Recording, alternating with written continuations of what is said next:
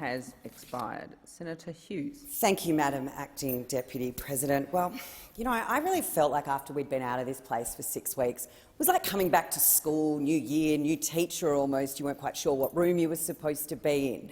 But clearly those opposite missed out on that.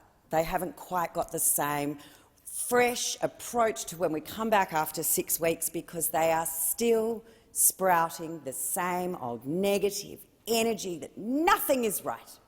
Nothing is ever good enough. It wouldn't matter which way we looked, which way we went, those opposite would find a way to complain.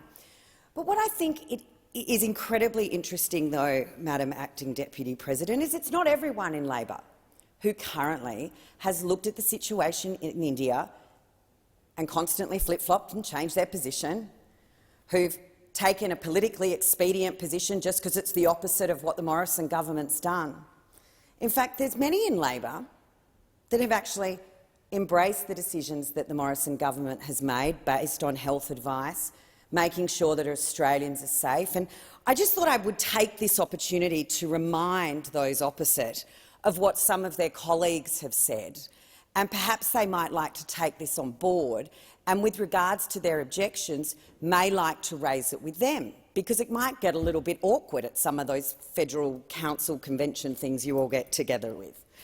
So, Mark McGowan, now admittedly not a big fan, of the Premier of the one-party state, said he could do it all, and then as soon as he got one case, shut the borders again and shut everybody down, closed the businesses, panicked, overreaction, the knee-jerk McGowan that we always tend to see.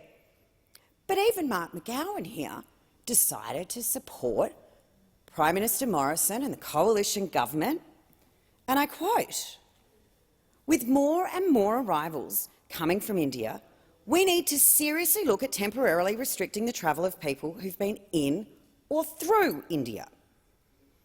They're trying to put a stop to the third wave happening in Australia. That'd be us, Morrison government, trying to stop that third wave. And we need to do everything we can to keep this double mutant variety away.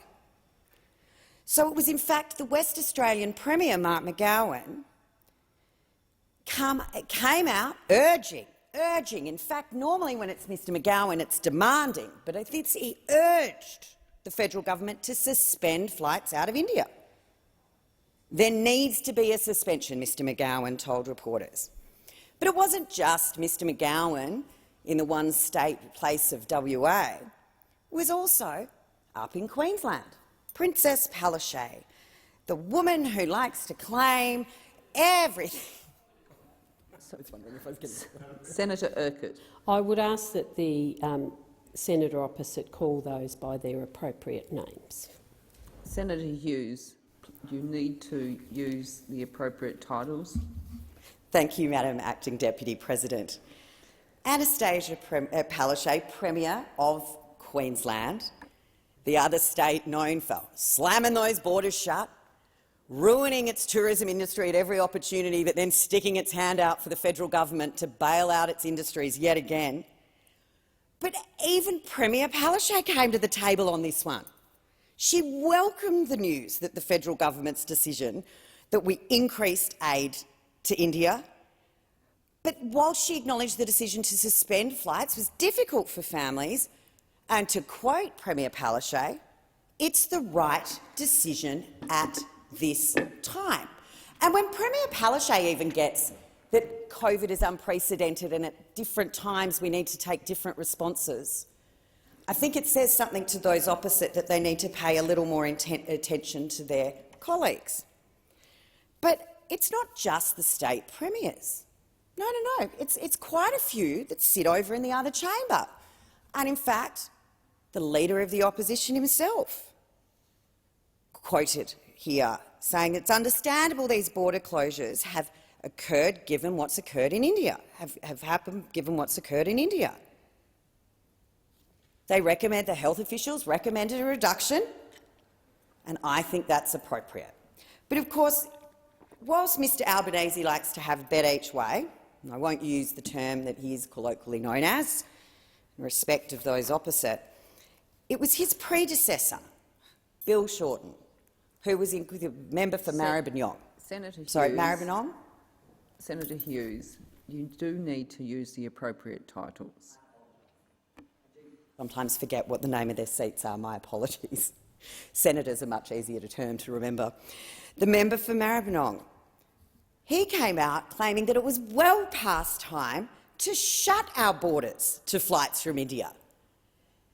The former leader of the opposition, the man who told Arnie Schwarzenegger he was going to be Prime Minister, the next PM of Australia, he wanted to let us all know, to quote, "But let's be clear, as a general principle, let's just close the borders for traffic from India and then we can send them the supplies." So, whilst we have acted on the health advice, whilst we have looked to keep Australians safe, whilst we have acted to ensure that a third wave of COVID does not occur in Australia, we were actually supported in this, remarkably, by a number of people on the opposite side. Unfortunately, in their party room or caucus meeting, that message didn't get through to the senators putting forward an MPI today. But when it comes to the vaccine rollout, of course, we get the same boo-hoo, isn't it terrible story. No recognition last week was the largest number of vaccines delivered across the country. The vaccines are being rolled out, and as every country's experienced, every country when they've started their vaccine rollout, it's had to be done under a safe and measured way. And as we're seeing, these numbers are now increasing exponentially. And I hate to think how upset you'll be when we do start to see increased numbers vaccinated. In fact, the fantastic work of Gladys Berejiklian means those 40 to 49, of which I only just slip into that age group, have been able to register for a vaccine. The Pfizer vaccine I registered yesterday on the New South Wales government website. If only every state was as effective as New South Wales, I'm sure you'd all be in a much happier place. I don't know what Senator Keneally's got against Mongolia, El Salvador or Panama, but I'm not sure she'll be getting an invitation to visit any of them soon. But I mean, just a couple of things that India has done that we might like to recognise, and that the world is now looking to look to them and support them in response to the generosity that they showed prior to the crisis that is now enveloping that country. Prior to India experiencing this COVID wave, they had actually exported 66 million doses of a vaccine globally. In our region, to Nauru and to Fiji, 10,000 to Nauru and 100,000 to Fiji. They've manufactured over 130,000 vaccines for Papua New Guinea and 24,000 for the Solomon Islands. And a chartered flight left Sydney on Wednesday, just last week, carrying essential medical supplies, which included over 1,000 ventilators and 43 oxygen concentrators, as part of the Australian government's initial package to assist. This is the initial part of the package. This assistance will continue as globally India is being supported, particularly in recognition of the generosity it showed prior to its COVID crisis. India has, of course, got 9,000 Australians waiting to come home, of which 900 have been marked as in a high-risk group.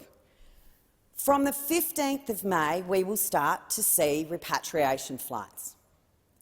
And there are a couple of states that have decided that they will participate in that quarantine of the repatriation, and the federal government, along with the ACT, running the Howard Springs quarantine facility, will be there to bring those Indian Australians, Australian Indians, I'm probably getting my mixed around there, but they will be on their way home through repatriation flights commencing May 15th.